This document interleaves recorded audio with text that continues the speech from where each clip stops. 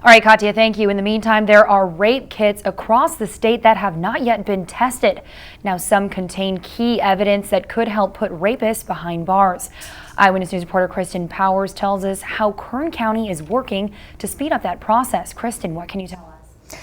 Yeah, Hannah, time is important when it comes to sexual assault cases. That's why in 2014, Assembly Bill 1517 was passed to get a faster turnaround for evidence.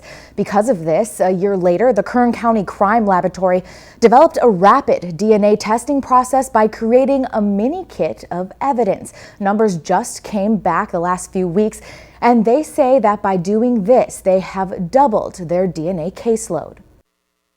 Our standard victim sexual assault kit is in this large box. A full rape kit can contain over 70 pieces of evidence and take a long time to process.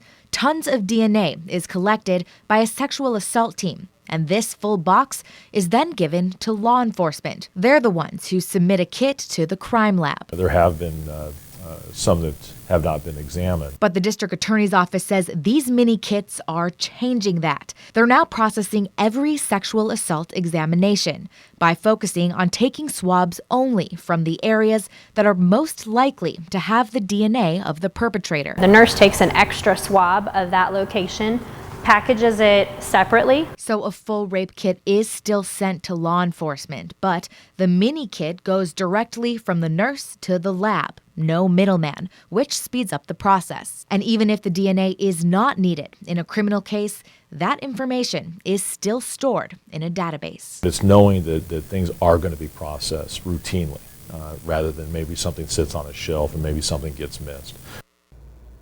And 272 mini kits were analyzed in the 2016-2017 fiscal year. The crime lab says that their average turnaround time is 150 days, but that's dropping rapidly. By next year, they say they'll be able to analyze these kits in under a month. Reporting in studio, Kristen Powers, Eyewitness News. Kyle, back to you.